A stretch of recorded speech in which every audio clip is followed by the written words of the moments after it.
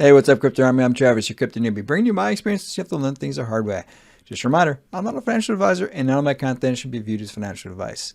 So today we're going to talk a little bit about Safemoon. We haven't done an update in a while just because there hasn't been a lot going on. We've kind of talked a little bit about Safemoon just because of Ryan moving over to Reflex Finance.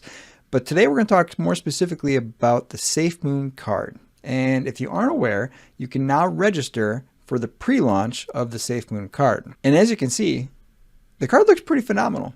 Now, there's going to be basically two options here. You've got a virtual card and a real card. So initially, while you're waiting for the actual card to come in, you'll have the ability to use the virtual card. And again, the link for this is going to be in the description of the video. So if you're really not going to register for this after watching this video, that would be the easiest way to get there, is to click on the link, because this wasn't on their website the last time I checked. So it's kind of challenging to find it because, yet again, the website has not been updated to reflect what's going on, which is just comical if you ask me, but hey, it is what it is. Now, this has been available for a couple days now. It came out towards the end of last week as far as the ability to register. I wanted to take a couple days just to kind of think about what it is, because I have some reservations about getting a crypto card or any card linked to my crypto for obvious reasons. If you've ever had somebody steal your card information and use it, you might have some concerns about somebody having access to spend your crypto. And it's happened to me, and more than likely somebody that's watching this video has had it happen to them too. So what happens if somebody gets the information for your card and all of a sudden starts spending all of your crypto at Walmart or Target, or if you've got a lot of money, maybe they're buying a yacht or something else? Exactly what are the safety protocols to prevent that, or to do a fraudulent claim afterwards to get that back? And are you really going to get all of the spent crypto, or are you going to get minus fees? So I've got a lot of questions and concerns about using a card with my crypto. Now, full disclosure, I have a crypto card and I've got it with block fee. And if you check the links, I've got a whole bunch of referral links. If you register for some of those, you can actually get discounts. So if you're interested in block fee or Webull or any of those links in there, feel free to click those, and potentially you'll get a little bit and I'll get a little bit of money because of you clicking that link. But I do have a block fee card, and I've also considered getting a crypto.com one. Now, those two cards are going to inform some of my thoughts about this card and some of my concerns. But more importantly, some of the things I really like about it, and some of the things I would probably like that they do in the future just to make it more appealing to people to use. Because there's some benefits to a card, and there's really some strong benefits to the Safemoon card in particular. So let's go ahead and scroll down a little bit.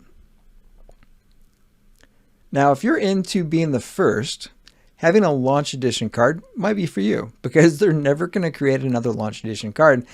The question I keep coming back to is, does that really matter to people? It really doesn't matter to me, but I don't know that this won't be a collectible someday. And even if it is, I'm not sure that I would want it linked to my account and try to sell it on eBay for more money. I think it's kind of gimmicky to think of a launch edition card, but I'm sure there are people out there that will think that this is potentially something that will increase in value over time. And the bigger that Safemoon gets, that's entirely possible. So it might be worth registering for this just for that potential. But again, this is going to be linked to your crypto. I'm assuming that you could probably break that link down the road. So if you actually kept this thing in pristine condition, maybe it would be worth some money. I don't know. I'm not much of a collector, so you have to do the assessment on that. And as with anything, always do your own research when you're looking into doing different things. And a Safemoon card is no different. So do your own research no matter what. Now, the most important part of a crypto card is this: use your Safemoon and other cryptocurrencies for your purchase. Instant conversion to fiat at the time of spending, which is awesome. A lot of cards are doing something similar to this, not necessarily all of your cryptos.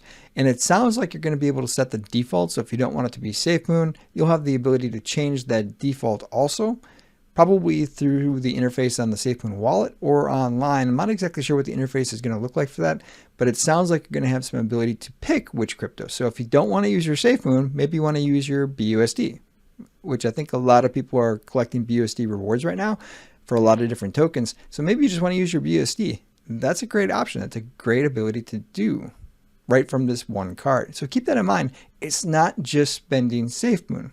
It's spending any crypto that's in your wallet, which is kind of a cool thing if you think about it. And as you can see here, You'll be able to manage it from inside the Safemoon mobile app. Again, I don't know what that interface is going to look like, but it's going to have a lot of really cool features that we're going to get into in just a second here. But let's keep going down. Now you can read through all of these. I'm only going to talk about a couple of key ones of these list of supported features. The virtual card, I've already mentioned that, so that's a great option. A lot of people are betting on virtual cards moving forward to the point where they're not even willing to produce these actual cards. And I've seen a couple of interesting discussions on Twitter, and there's been some news articles about, hey, we're not even going to go for the card because who needs a card? Everybody's doing virtual these days. And there's some truth to that, but there's still a lot of people, like me, for example, that like having a card. You'll also have the ability to freeze and unfreeze your card. And this is the part that I really like, because it eliminates a lot of the concern you have about somebody using your card without your authorization, because you can just freeze it and just keep it froze at all times. That's a great feature. And that's one of the reasons why I decided to get this card. Now, yes, full disclosure, I registered for the pre-launch. So hopefully I'll get a launch edition card for a lot of the same reasons I'm going to tell you about in this video. The ability to use any cryptocurrency is kind of nice. Now, 2.5% fee on transactions. How much does it cost to trade your Safemoon? So if you're getting Safemoon reflections, how much is that going to cost you to trade? And the idea is that over time, Safemoon will increase in price. The value of those reflections is going to increase. If you wanted to spend those reflections as currency, how would you do it? Well, without the card, you would have to trade it into something that you could use, whether it's a stable coin or something that you can withdraw into fiat. That has a lot of transaction costs. 2.5% is a steal when you consider the alternative if you wanted to use your Safemoon specifically. Now, if you want to use stablecoin, there's actually some cheaper ways to do that. You can actually withdraw stablecoin for little to no cost, depending on which process you use to do it. Now, the last one I'm going to focus on here is the Google Pay supported at launch, which I am a big fan of Google Pay. I'm not an Apple person, and if you are an Apple person, you can see here, it's not going to work for you at launch. That doesn't mean that it won't come down the road. As with many things, everything in the Google ecosystem seems to work a little bit better for crypto. And I've said this before, but if you're upset about that, you might want to consider switching over to Android just because it seems to work better initially, at the very least, for just about everything. But let's keep going down here. Now, I'm sure that some people are really going to like this. I'm not really somebody that tries to pull money out.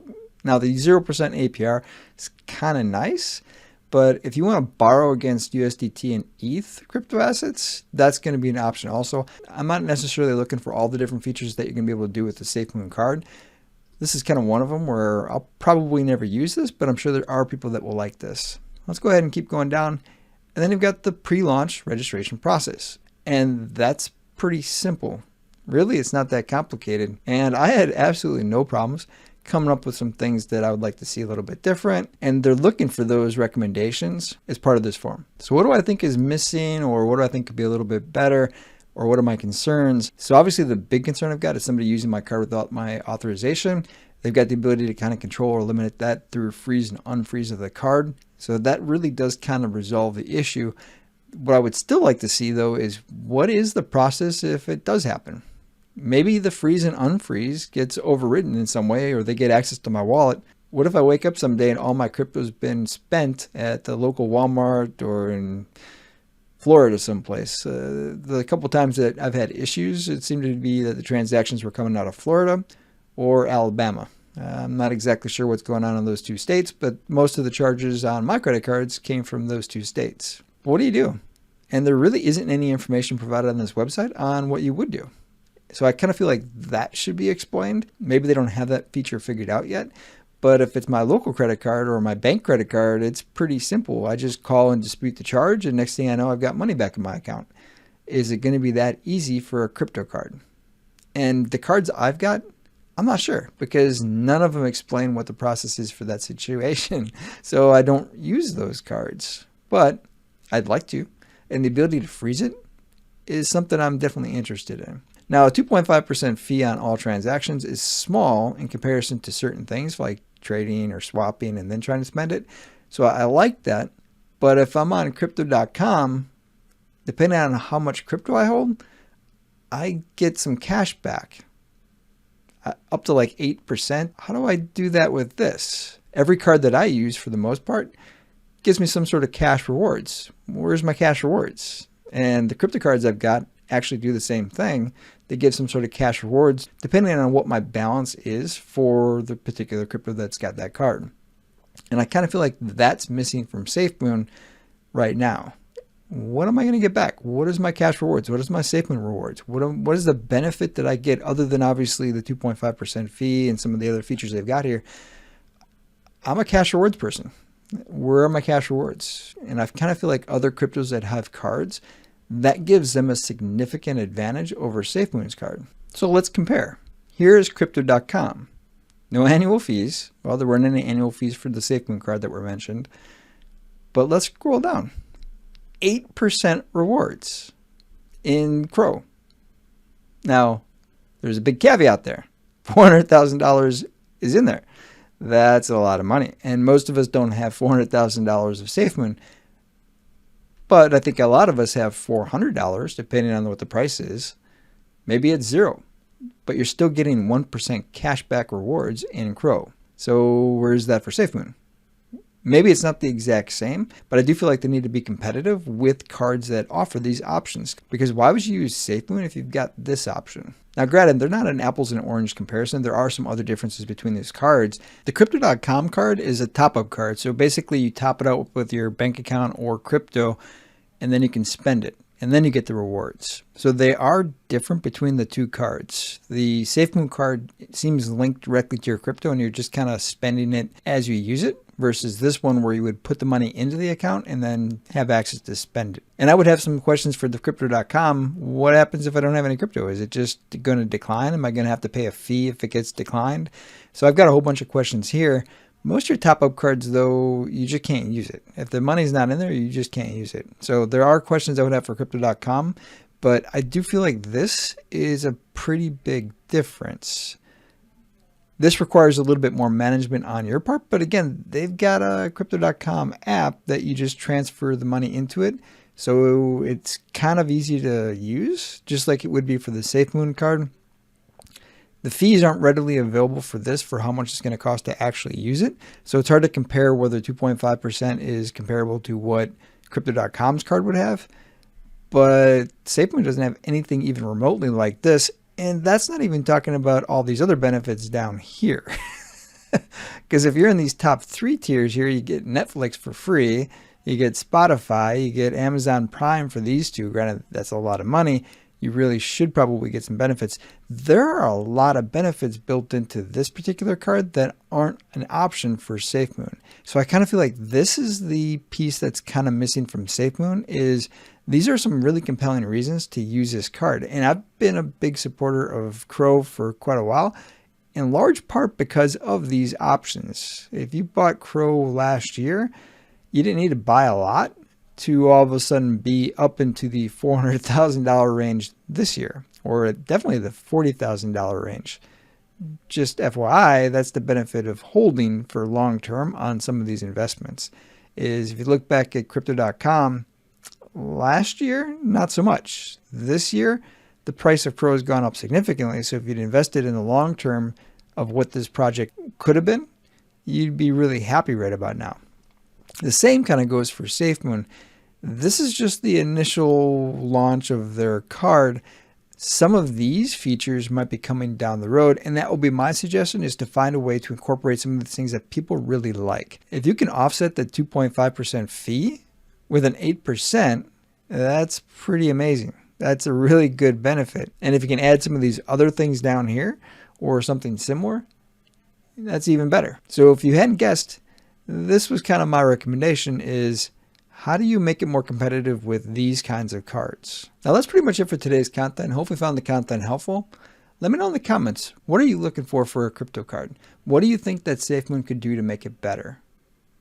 How do they make it more competitive with other options? And again, this isn't necessarily an apples and oranges comparison. They are different, and I realize that. But I do think that some of these options from other card vendors will work for Safemoon also, and it will make them more competitive, and it'll give you a better reason to use it. but 2.5% saved on spending your Safemoon is a pretty good option. Until next time, stay strong with those diamond hands.